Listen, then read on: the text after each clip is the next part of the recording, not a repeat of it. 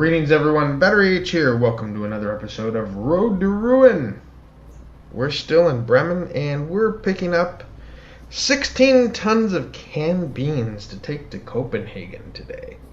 So this will be a fun little drive. It's actually a pretty long one, so we'll move things along a little bit here. First of all, let's get things backed in. Get the kingpin set. Okay.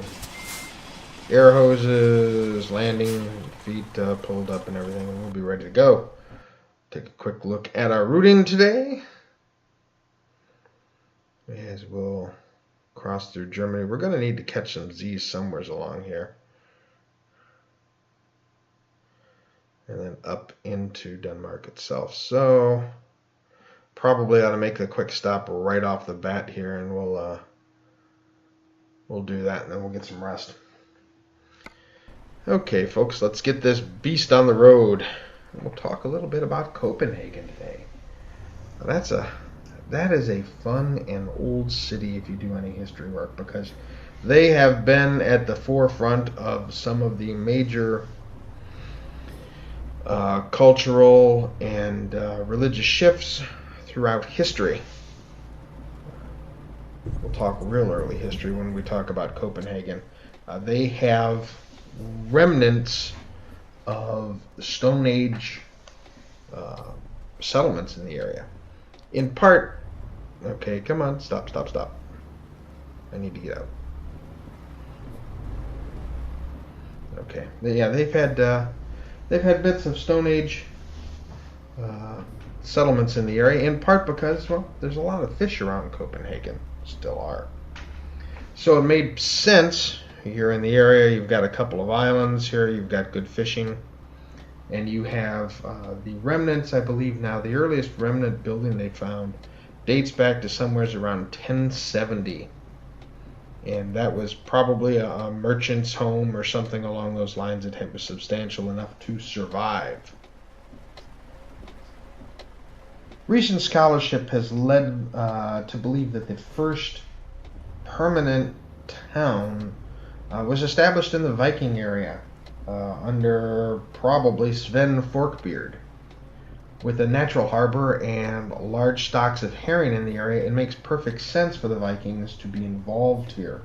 It serves as kind of a staging and a southern base, and you're starting to see permanent habitation. And eventually, as Christian thought and religion moved north, you're going to find in 1177 St. Clement's Church is founded there. It's going to find issues as the various Nordic powers and the German powers kind of war over the area. During the Second Danish Hanseatic War in 1368, the town was successfully invaded by the Hanseatic League. Again, the city began expanding to the north of what's now Slotsholmen. By 1254, they've got a charter as a city under Bishop Jacob Erlandsen. The local merchants supported him so much that the king granted them special privileges, and by the 1330s we've actually found land assessments of the city. That's how old we're talking about here. So this is not a new city as folks like myself in the U.S. think of that. This is classic.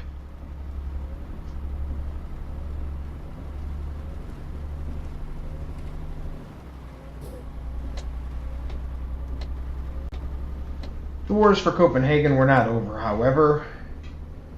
Religion once again came to the forefront in the 1500s. As the Reformation sets in, the city remained Catholic and faithful to Christian II, and eventually was besieged in 1523 by the forces of Frederick I, and the defenses, the town had become a walled city basically. They added towers eventually. Eventually, it went back and forth. Christian II, III, and IV all through the area. Between 1588 and 1648, you had a lot of growth. So in the beginning of the 17th century,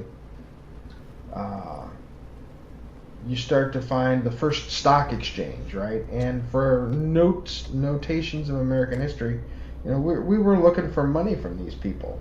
So this isn't, the Dutch had significant influence on the Danes here. You start to see Christianshavn, canals, ramparts in the city planning, and by 1661, Copenhagen had become capital of Denmark and Norway. All the major institutions for those areas were located. The fleet was there, most of the army was there. The citadel was completed in 1664. And everything was looking good until a plague hit in 1711. The city lost nearly a third of its population to the plague, and then 2 fires would shortly follow. By 1728, the Copenhagen fire would be the largest in the history. It started on the 20th of October and burned for 3 days, destroying about almost 30% of the city. And almost 20% of the city was left homeless. No less than half of the medieval section of the city was gone. And in 1795, another fire pretty much completed the job. And that's why you don't see the very much in the way of the old city in amongst the more modern city, right? More modern city meaning 1800 and up. But you don't find these old traces any longer. They pretty much burned to the ground. Well, as we're pretty tired at this point, I think let's pull over here and get ourselves a quick cat nap and reset our day, and then we'll continue the journey. Alright, just pull it in here. Do we need gas? No, I don't. What did they say? Could it hurt? Let's just get some shut-eye, I think. Stay to the right for parking.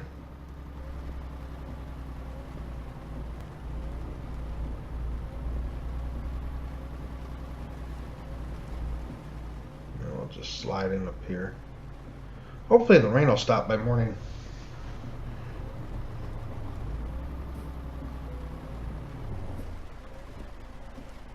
Okay, I'll see you all shortly, everybody.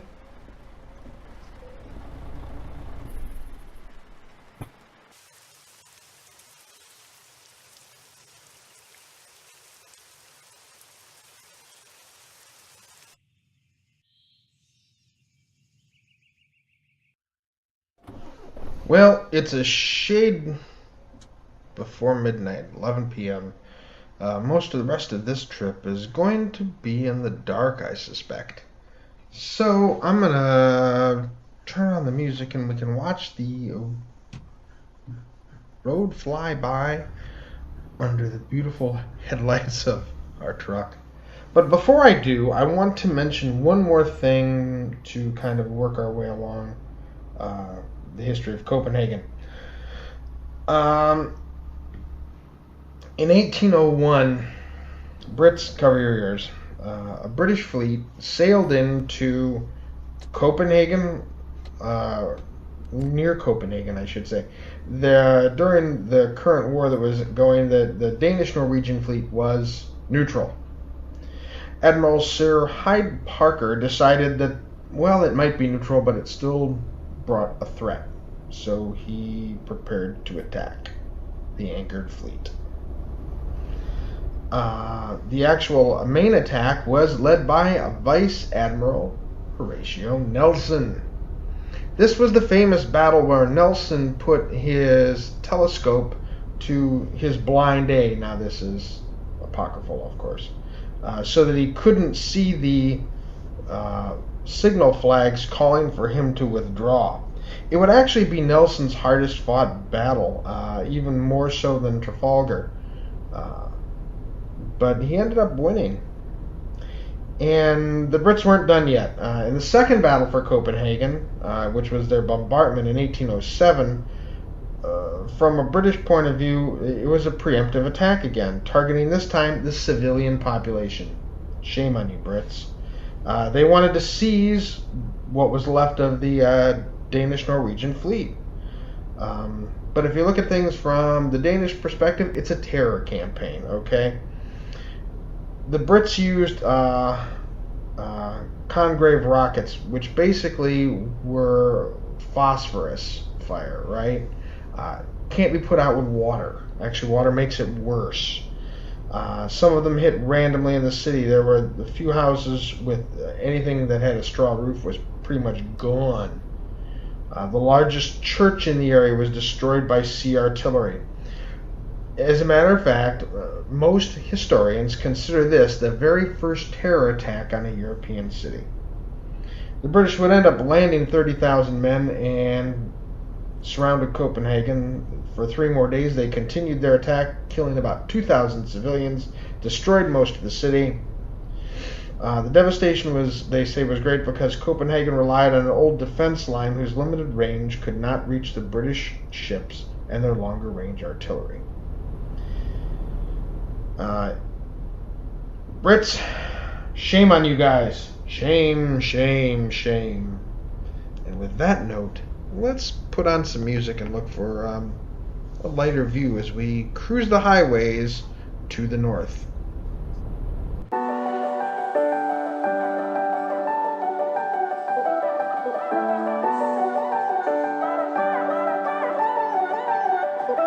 I've been loving everything you are.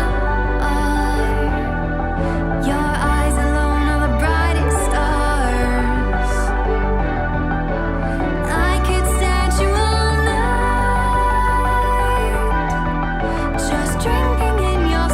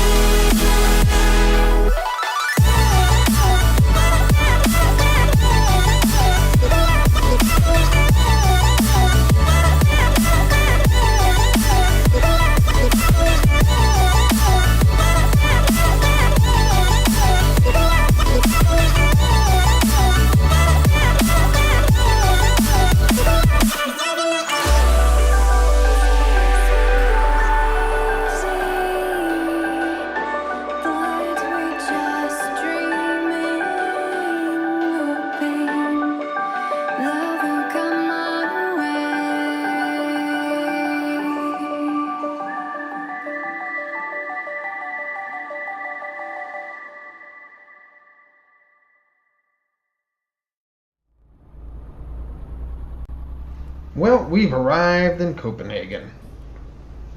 You know, I didn't really think about it. We're delivering canned beans to the country that served the first mass terror attack in European history. If one person eats all these beans, someone else is in for a mass terror attack. It may not be fatal, but they may wish that it was. Sorry, folks, these are just the things that occur in your mind when you're on a long drive at night. So don't be surprised if you get the joke a little later. In any event, we're going to get this bad boy to its delivery point. Gotta work our way through the night here. As you can see, winter is really starting to set on. The leaves have stripped from the trees. The greenage is definitely less. And pretty soon we'll expect the snows to fall. So don't be surprised if next time we come across some of that as well. It ought to be quite fun.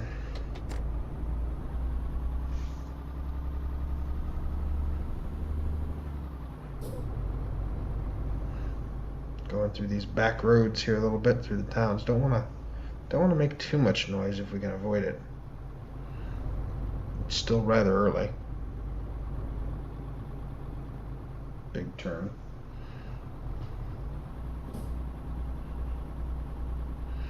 If you've enjoyed watching all this, I sincerely hope you give the video a thumbs up. Hit the subscribe button if you haven't already. Click the bell icon if you're really interested in making sure you see all the videos. Of course, we do have everything in the playlist here, so you can catch all of our videos for this in order. Here is our arrival. Let me check in with Fred real quick. Okay, we've arrived rather early, so we're going to park this off to the side rather than taking it directly to a loading dock for them. They'll just have a yard rig move it into place when they're ready to unload the thing. And since it's not our trailer, that's no big deal for us either. So, I think we're going to wrap this up. I hope you all enjoyed it. Once again, like, subscribe, comment. I do read them all, even when I don't respond.